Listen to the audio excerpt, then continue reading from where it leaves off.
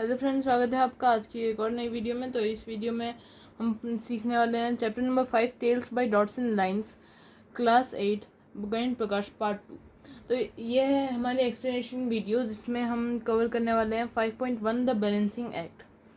तो इसमें हमें एक डॉट प्लॉट के बारे में बताया गया है जो हमने पिछले क्लासेस में सीखा है। तो उसमें हमें मीन, मीडियन और मॉड को फाइंड करने का तरीका बता दिया गया था। तो हमें उसका एक छोटा सा और डीप एक्सप्लेनेशन इसमें प्रोवाइड किया गया है।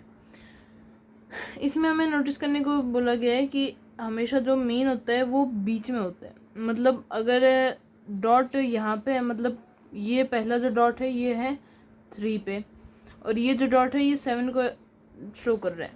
दोनों को ऐड करके जब हम डिवाइड 2 करेंगे तो हमारा आंसर 5 आ रहा है, जिससे हमारा बिल्कुल बीच में हो रहा है ये लाइन।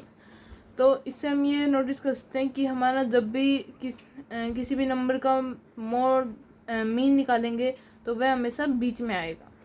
अब इनका मीन हम निकालेंगे तो इसका बीच में मीन 7 आएगा, इसका 6 आएगा, और क्योंकि इसमें ये अलग अलग जगहों पर हैं तो इनमें शायद से थोड़ा सा चेंज रहेगा। 6 + 9 = 15 एंड 15 का हाफ होता है 7.5, मतलब यहाँ पे 7.5। अब इनमें भी कुछ ऐसी सिचुएशन बन रही है जिसमें यहाँ पे आ रहा है हमारा मीडियन जो है 15। क्यों? क्योंकि 15 + 4 + 11 = 30, 30/3 = 10। सॉरी, हमारा यहाँ पे आएगा। और इसका हमें 6 + 9 = 15, 15/3 = 5 यहाँ पे।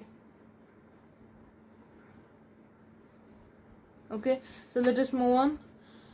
Can you explain how the mean is in the center of each collection? हमें ये एक्सप्लेनेशन के लिए बोल रहे हैं, तो हमें एक्सप्लेनेशन करने की ज़रूरत नहीं है, क्योंकि जितना हम ये नोट करेंगे कि बिल्कुल RHS और LHS दोनों में इक्वल रहना चाहिए, क्योंकि मीन जो होता है वो बिल्कुल मिड पॉइंट होता है जो हमें डेटा दिया गया होता है। हमें इनका मीन्स मार्क करना है, तो हमारा जो सिंपल मीन होगा वो होगा 15। यहाँ पे बिल्कुल एकदम मिड में हमें जब मार्क करना है, यहाँ पे 5, 6, 15 और 16।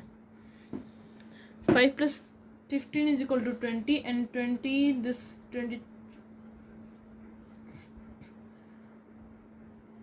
16 + 15 = 31. 31 + 5 = 36. 36 and this 42. 42 divided by 4 = 42 divided by 4 becomes 110.5, meaning हमें यहाँ पे मिलेगा हमारा मीन 10.5 पे। और जब हमें यहाँ की बात की जा रही है तब हम 10 to 20 और ये 31 + 17 = 48। 48 को जब हम 4 से डिवाइड करेंगे तो हमारा आंसर 12 आ रहा है। इसमें भी हमें 3, 5, 8 + 12 = 20 and this 30 divided by 4 = 7.5. 7 and this 7.5। तो ऐसा क्यों हुआ? क्योंकि हमारा LHS जो है वो RHS के बराबर रहेगा। हमारे इस वाले में जहाँ पे हमें इस वाले प्लॉट के लिए यहाँ पे हमें कितना डिस्टेंस दिया गया था? 2, 2 और 1 और इधर 5, मतलब हमारा मीन 12 है। और इसमें 7.5 और इसमें 5, हमसे एक गलती हो गई। यहाँ पे हमें सॉरी, ये दूसरे मीन का इसका 10.5 ही रहेगा। फिर उसके बाद हमें एक और इधर एक और एग्जांपल के द्वारा समझाया जा रहा है, और इधर एक नया एग्जांपल लिया जा रहा है जहाँ पे एक नई अगर वैल्यू हम इंसर्ट करेंगे तो हमारा आंसर कैसे चेंज हो जाएगा। अगर हमें मान लीजिए ये है मीन, यहाँ पे कौन कौन सी वैल्यूज़ हैं? 5, 5, 10 और 24। इसका मीन है 11। अब एक नई वैल्यू जब हम इंसर्ट कर रहे हैं बीच में, जहाँ 17 पे हम उस वैल्यू को इंसर्ट कर रहे हैं, तो एक नई वैल्यू इंसर्ट हुई है। क्योंकि ये मीन से ज़्यादा है तो इसलिए हमारा मीन भी ज़्यादा आएगा। ये हमारा एक रिलेशन हम समझ चुके हैं। फिर उसके बाद अनचेंजिंग मीन के बारे में बताया गया है, जहाँ पे हमें ये बताया जा रहा है अगर हम कुछ वैल्यूज़ को इस प्रकार से इंसर्ट करें कि मीन के उस साइड भी सेम वैल्यू ऐड हुई है और इस साइड भी सेम वैल्यू ऐड हुई है, तो हमारा मीन जो है वो कभी भी चेंज नहीं होगा। फिर रिलेटिविटी अनचेंज्ड, हमें इसमें यह बताया जा रहा है कि अगर हम इन वैल्यूज़ को मल्टीप्लाई 10 कर दें, सभी वैल्यूज़ को मल्टीप्लाई +10 कर दें, तो हमारा मीन भी +10 हो जाएगा। और अगर सभी वैल्यूज़ में -1 कर दे तो मीन में भी -1 हमें देखने को मिलेगा। फिर उसके बाद हमें ये बताया जा रहा है कि अगर हम डबल करेंगे, उनको डबल करेंगे तो हमारा मीन भी जो है वो डबल हो जाएगा। Let us move on to the next 14.36। Yes. फिर उसके बाद टिंकरिंग विद मीडियन, हमारा मीडियन क्या होता है, जो बिल्कुल मिड वाली जो हमारी वैल्यू होती है उसे हम मीडियन कहते हैं। तो ये भी कहाँ आएगी, एकदम मिड में आएगी। तो हमें यहाँ पे मीडियन ये है।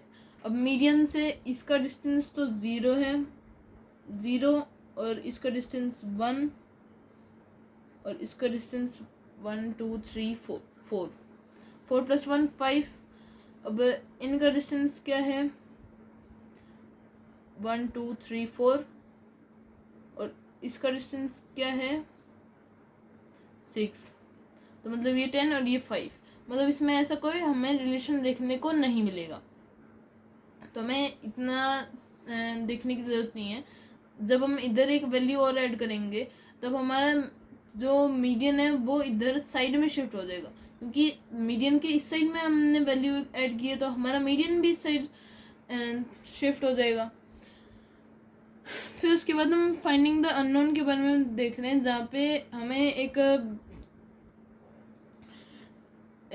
टाइप का ये इंफॉर्मेशन दिया है कि कोच बलवन ने वेट निकाला है सभी रेसलर्स का, और एक रेसलर का वेट हमें इरेज हो गया, पर एवरेज सभी का 39.2 आ रहा है। तो हमें क्या करना चाहिए, उस वैल्यू को हम W कंसिडर करेंगे।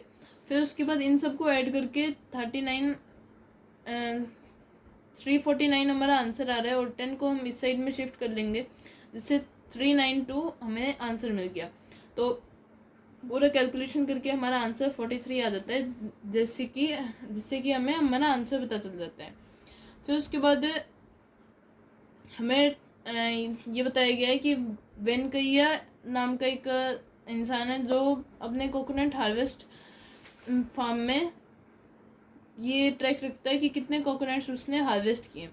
तो उसने नंबर ऑफ ट्रीज और total number of coconuts harvest पर ट्री ये निकालने के लिए एवरेज निकाला था। तो उसका एवरेज जो आया था वो था 25.6, और उसमें 15 ट्रीज हैं। तो उसको ये फाइंड आउट करना है कि कितने कोकोनट्स उसने हार्वेस्ट किए हैं। तो उसका आंसर हम सिंप्लीफाई करके 384 हमारा आंसर आ जाता है। फिर उसके बाद मीडियन विद फ्रीक्वेंसीज के बारे में हमें बताया जा रहा है, जहाँ पे हम ये देखने को मिल रहा है हमें कि इनके फ्रीक्वेंसीज को भी हम ऐसे कसते हैं कि ऊपर की साइड, ये जो साइड है ये है फ्रीक्वेंसी और ये है डेटा। ये दो एरियाज होते हैं जो डॉट प्लॉट्स होते हैं, तो उसके बारे में हमें इसमें समझाया जा रहा है।